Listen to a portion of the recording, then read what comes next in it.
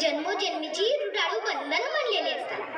आपले असे रुडाळू बंधन आहेत का ग, की जेणेकरून आपण भेटलोही आणि दुरालोही? असं कालच तुझं आणि बाबाचं बोलणं चोरून पोटातच ऐकलं ग. विशेषतः आजी आजोबांची इच्छा नाही ना ग माझा जन्म व्हावा म्हणून. काय ग सांग ना, अगं सांग ना. अहो बाबा, तुम्हाला लेक माझी लाडकी पाहायला आवडते ना? सांगा ना बाबा, बोला ना.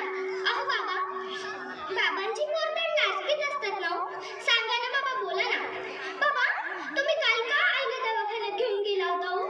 तिथे किती मोठमोठ्या मशीन्स होत्या आणि त्यात मी किती छान दिसत होते ना. सांगा ना बाबा, बोला ना.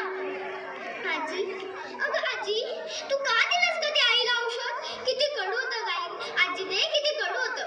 असं देत जाऊ नकोस. मला त्रास होत होता, मला गुदमरून येत होतं आजी, मला गुदमरून येत होतं. अगं आजी, तू पण आपल्या घरी लेक म्हणूनच जन्माला आलीस ना ग. मग माझं स्वागत तू नाही करणार तर अजून कोण करणार? अगं सांग ना आजी, सांग ना. अगं आई, तू का घेतलंस ग ते औषध? किती कडू होतं गाई, ते किती कडू होतं.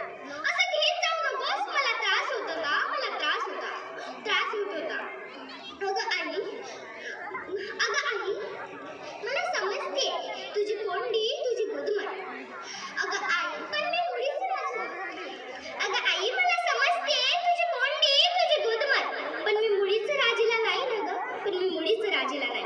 अगं आई, खर्चाचं म्हणशील तर मी अजिबात त्रास देणार नाही. मला नवीन कपडे नको. मी त्यांचे जुने कपडे घालेन. मी शाळेत जाईन, त्यांची जुनी दप्तरं वापरेन, त्यांची जुनी खेळणे खेळेन आणि शिकून खूप मोठी होईल आणि माझ्या हुंड्याची तयारी करेन. बाबांना जरा सुद्धा त्रास होऊ देणार नाही गाई, जरा सुद्धा त्रास होऊ देणार नाही. अगं आई, तू उद्या मला काढून टाकायला दवाखान्यात जाणार आहेस. याचं दुःख मानू की तूच काही क्षण माझ्या समोरचा आनंद मानू? अगं सांग ना आई, सांग ना. स्त्रीभ्रूणहत्याची जबाबदारी घेणार तरी कोण? मुलीच्या संरक्षणाची जबाबदारी घेणार तरी कोण? अशा वेळी मला गजर व्हावं वाटतं. या झोपलेल्या मनातला हा लढा माझ्या अस्तित्वाशी विचारायचा आहे.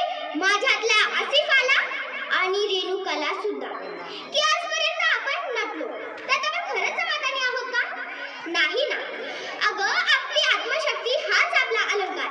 चला तर मग मोडून टाकूयात अन्यायातील सारी मनगटे. काढून टाकूयात अंगावरील अलंकाराचा म्हणजेच बंधनाचा साथ. तर आता रडायचं नाही, तर आता लढायचं. ऐक मुली, तुला सांगते. पिंजऱ्यातच आता फडफडू नकोस. ऐक मुली, तुला सांगते. पिंजऱ्यातच आता फडफडू नकोस. पेटून उत्तरडू नकोस. या जमान्यातल्या दुर्योधनाच्या औलादीची कमी नाही. या जमान्यातल्या दुर्योधनाच्या औलादीची कमी नाही. वाचवायला येईल कृष्ण कुणी याची सुद्धा हमी नाही. अरे बांगड्या घातल्या